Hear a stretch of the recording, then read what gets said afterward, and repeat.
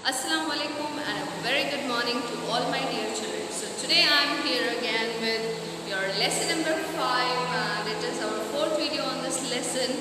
Name of the lesson is the 100 dresses part 1. So far children we have seen that there is a girl called Vanda Petronsky who is belonging to a Polish American community, and she is not so beautifully very naturally accepted by her classmates, and she has to face some problems like bad treatment and teasings from her classmates. There is some questions that are being continuously asked as a part of teasing, taunting from her friends, like how many dresses you have, how many hats do you have, how many shoes you have, all such things. And a very common answer that used to come from Vanda Petronsky was that she always said that she had around a pair of 100 dresses all lined up in her closet. Let us see what the story is. Okay, here we were here children. Today, even though they had been late to school, so you remember in the very beginning she wrote today's Wednesday and we are late because of Vanda Petronsky that day now, right? So on Wednesday. Today, even though they had been late to school, Maddie was glad she had not had to make fun of Vanda. You remember she says that Maddie always said that she did not like teasing Vanda because she was also not rich, she was also poor. But the difference between Vanda and Maddie was that she did not live in Hogan's neither she wore the same dresses. She worked her arithmetic problems absent-mindedly. Absent-mindedly means not paying attention. She was doing maths, arithmetic she was doing. But she was distracted. She was absent-minded. Why was she distracted? She was distracted to Vanda because she did not like the way Peggy made fun of Vanda.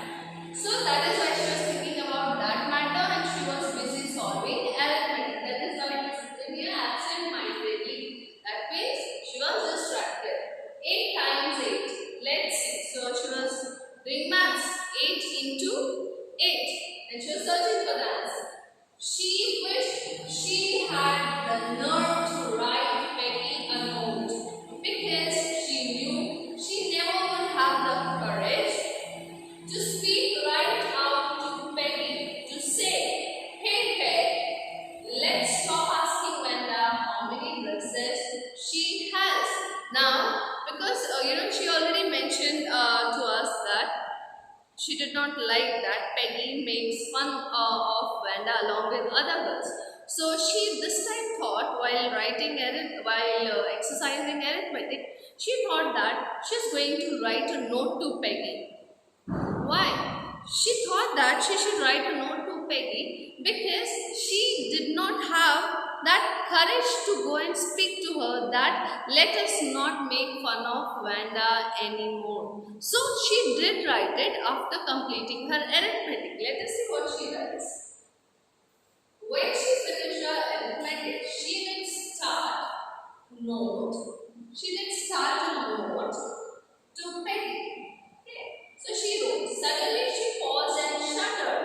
So while writing the note, suddenly she stopped, she paused, she halted and she shuddered, means trembled, shaking. Okay, so she was trembling. Why? She pictured herself in the schoolyard, a new target for Peggy and the girls. So why did she stop? She stopped and she shuddered because she thought that this note, if Peggy reads it and if she doesn't take it positively in a right way, what will happen? She imagined herself in the schoolyard where they used to tease Vanda Petronsky. She thought that, she did not know what can be Peggy's reaction. So she thought that after reading this note, it may so happen that Peggy would start teasing not Vanda but Maddie then after, and along with other girls. So Peggy Peggy might ask her where she got the dress that she had on. So she thought that next time it won't be Vanda, but Peggy would ask me in the yard that whose dress you are wearing. And Maddie would have to say it was one of Peggy's old ones that Maddie's mother had tried to disguise with new trimmings so no one in 13 would recognize it. So children, here Maddie immediately, she was really shuddered. She was shaking, thinking that next time, after reading this note, next time it won't be Vanda, but definitely Peggy would start teasing Maddie. And she may ask in the yard in front of all other girls that whose dress are you wearing? And at that time, Maddie has to very honestly answer that this dress that Maddie was wearing belongs to Peggy, and this is one of Peggy's old dress.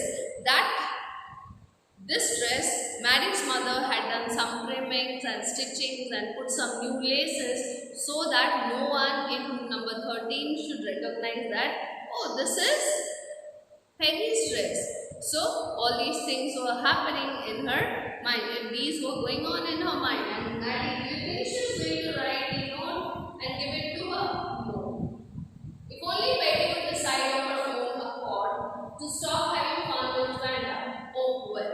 Now then she thinks that nobody can stop Peggy from asking Vanda Petronsky about the dresses or teasing.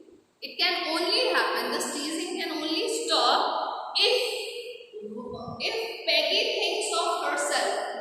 If Peggy thinks herself that she should stop teasing Vanda, then only this treatment would stop. Oh well, Maddie ran her hands through her short blonde hair as though to push the uncomfortable thoughts away. Now because she was thinking about Vanda, and all these thoughts made her uncomfortable, so just she did her hair like this so as to push her negative thoughts away, right? She wanted to change her mood, so she shushed her hair like this. Slowly Maddie tore into bits the note she had started. So she started writing that note, but after thinking all these things, she started tearing the notes into small little bits of paper so that nobody could read. She was Peggy's best friend, and Peggy was the best liked girl in the whole room. Peggy could not possibly do anything that was really wrong, she thought. Now, then after she thinks that Peggy is the most liked girl, she is really a good girl, and she is not going to do anything that can harm somebody or that is not good for somebody, right? So she thinks that she is doing right and she will stop it when the time would come. As for Vanda, she was just some girl who lived on Bogey's side and stood alone in the schoolyard. Then after she starts thinking about Vanda, she thinks that if I think about Vanda, who is she? Why is she so important? Then she thinks that Vanda is some girl who lives in Bogey's side, which is not a very posh area, very rich area, right? She comes from just from Bogey's side and she stands in yard sometimes, and she stood all alone. That means she did not had any friend. She scarcely ever said anything to anybody. That means she doesn't have any friends. She is not talking to anybody. The only time she talked was in the schoolyard about her 100 dresses. When did she talk? She talked only when she used to stand in the yard and when she was surrounded by Peggy and her classmates or few other girls. And what did she spoke? She spoke only about the 100 dresses that she has in her house, in her closet. Maddie remembered her telling about one of her dresses. Then after Maddie remembers that she told Vanda Petronsky told these girls about when she was telling about using 100 dresses. She also said that she had few dresses. Now she had also described the dresses. Okay, so the dresses, one of the dresses was pale blue with colored